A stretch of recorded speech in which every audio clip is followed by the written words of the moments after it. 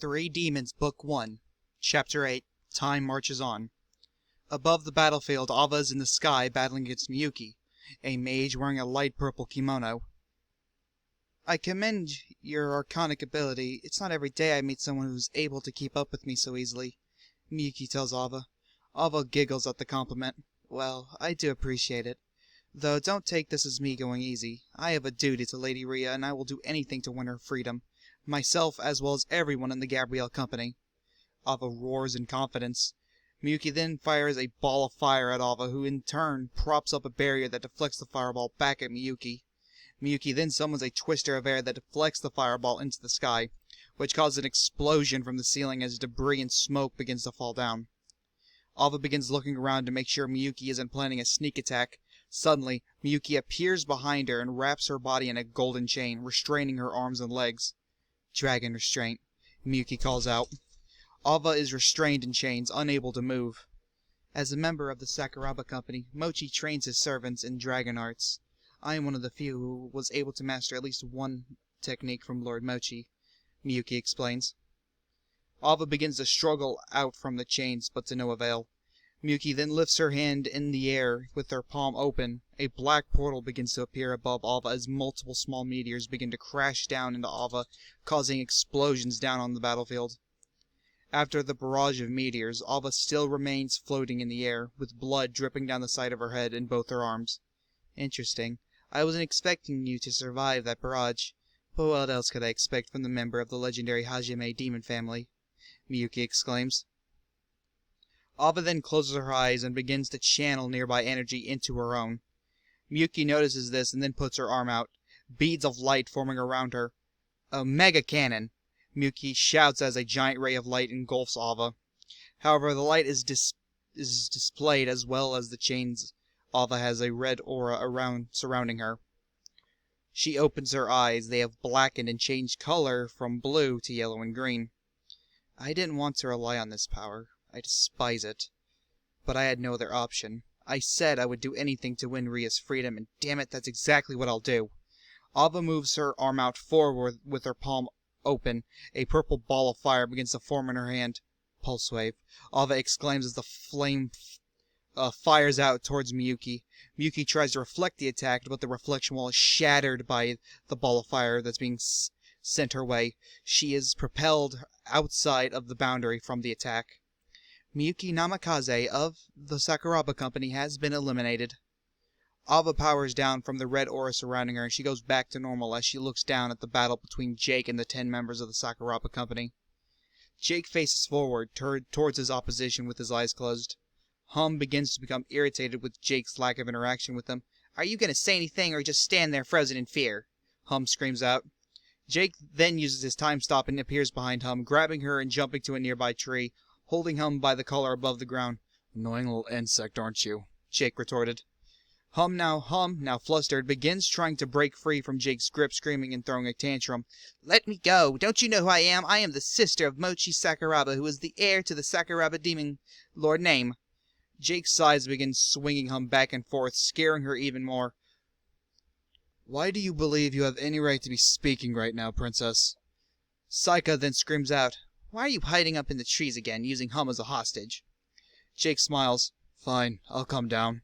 You should be grateful you're even going to be in combat with someone as powerful as me anyway.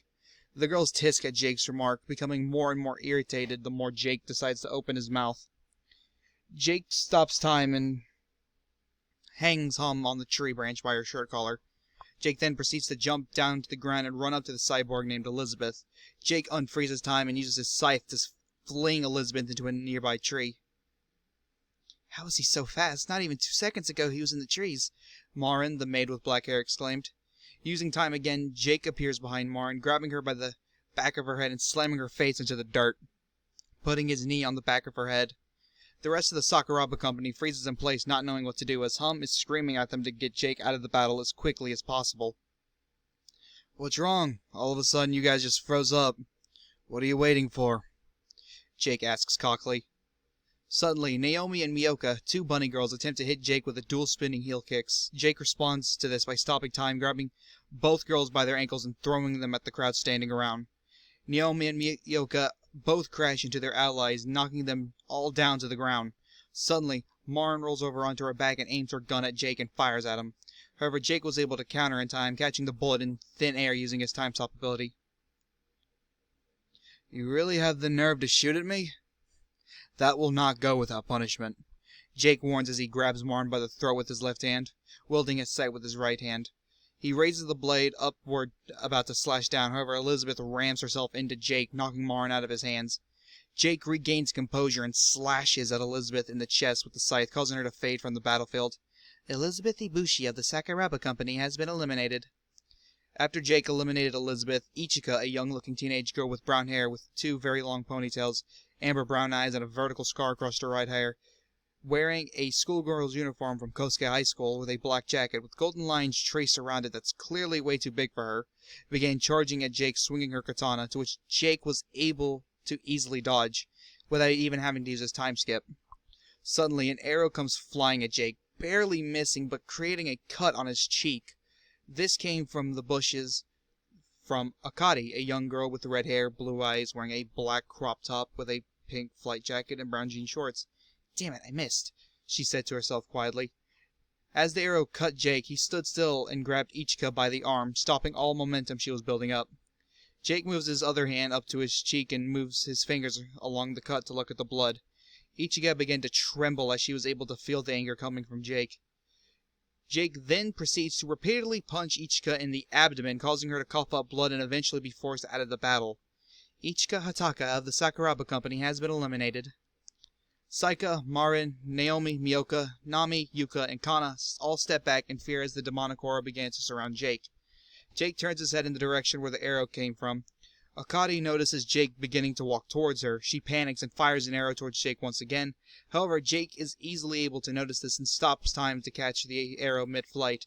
"How fucking dare you!" Jake screams at Akari. Akari begins shaking as she has never experienced anyone yell at her before, and she really doesn't know how to deal with this new experience. "How fucking dare you cut my face! You aren't even worth being the dirt beneath my feet, let alone cause me a minor inconvenience," Jake continues.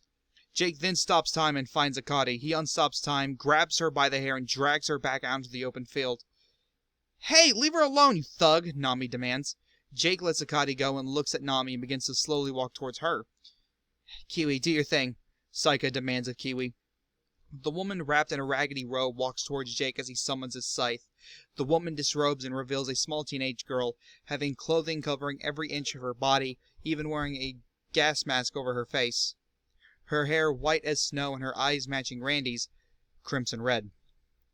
The girl, whose name is Kiwi, begins charging towards Jake. She begins firing a number of rapid punches towards Jake, none of which connects. Jake swings his scythe and hits Kiwi in the abdomen. However, she's able to stand her ground. Kiwi and Jake lock eyes in a heated confrontation. Saika screams out, "Everyone, make sure you step back away from the battle, quickly!" Jake looks around as the women begin to walk away as they were told. He looks back at Kiwi as she is taking her gas mask off her face. As she does, a purple smoke begins to pour out of her mouth and nose. Jake instantly stops time and grabs the face mask and puts it on himself, as the battlefield is being covered in this purple mist. Jake instantly... Suddenly, Kiwi is barreling towards him. The split second he resumes time back to normal. Jake once again freezes and swings his scythe towards her, slashing her body multiple times. Jake resumes time and grabs Kiwi by her shredded button-up shirt. Jake looks at her body and sees scars up and down her torso, arms, and neck. Jake quickly stops time to put the gas mask back on Kiwi and to swing his scythe hard enough that causes the poisonous smoke to vanish.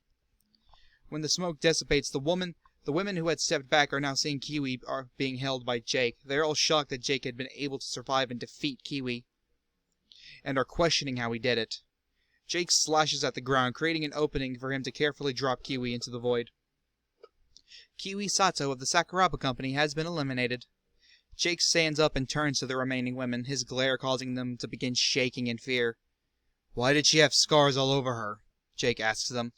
The group have trouble finding words to answer the question, the rage emanating off of Jake just being too much for the group to stabilize their fear. Suddenly, Jake appears in front of Nami and knees her in the abdomen and slams her head into the ground. "I'm not gonna ask again," he threatens. Saika finally finds the courage to respond. She's used as nothing but a weapon but Momochi, she responds with a heavy stutter. Suddenly, Jake grabs her by the throat and throws her through the ground into the void. Saika Abram of the Sakuraba Company has been eliminated. We're finally getting somewhere. Next question. Why is she being used as a weapon? Jake asks, not looking at any of the remaining women. Akardi attempts to answer but fails to come up with any words. Jake turns to attack her, but Kana answers just in time. She has a curse. Her entire body is poisonous. Even her breath is poisonous. Jake appears behind her and smacks her in the back of the head with the end of his scythe, causing her to fade from the battlefield. Kana Hojo of the Sakuraba Company has been eliminated. Now that I've gotten what I want, I'm going to give the rest of you a choice. Either eliminate yourself through that hole I made, or I'm going to do it for you. Marin, Naomi, Miyoka, Yuka, who is carrying Nami, all do what they are told to do. Afraid of a continued beating, all jump through the hole and eliminate themselves. Marin Satagawa, Naomi Trinidad, Miyoka Price, and Yuka Satsumura of the Sakuraba Company have all been eliminated. Jake then looks up at Hum, who has just been hanging from the tree this whole time. I forgot about you. Seems like you can't do anything from up there. Guess I'll have to do it myself. Hum is shaking profusely, having watched the whole battle go down, afraid that Jake will hurt her worse than he did to the others. She has suddenly dropped down to the ground near the hole, as Jake begins walking back to Kazuto. Wait, are you not going to eliminate me yourself? Hum asks, very confused. It's not worth my time. Do it yourself. Jake tells her, not looking back at her. Hum's eyes widen as she stands up, looks towards the hole, looks back at Jake before she drops into the void. Hum Sakuraba of the Sakuraba Company has been eliminated. As Jake walks back to Kazuto, Kazuto tells him, Quite impressive, Randy. I don't think I could have done that myself. Jake doesn't respond. Instead, he looks up as Ava floats down to meet them. You think you made enough noise up there? At least you defeated the enemy. Jake tells Ava. Ava giggles. I wouldn't be talking, Randy. You were showing sympathy for the other team. Jake groans as he looks up as someone has arrived to meet them. A woman wearing a purple and white Egyptian-style dress, wielding a staff with a light purple rock in it. She is floating in the sky, staring down at the three. We get through her, we get to Mochi, Kazuto explains. Jake responds, Just don't get in my way. Ava giggles and looks at Jake. Now, Randy, this is a team effort. Plus, I'm not going to let you have all the fun by yourself. End of Chapter 8.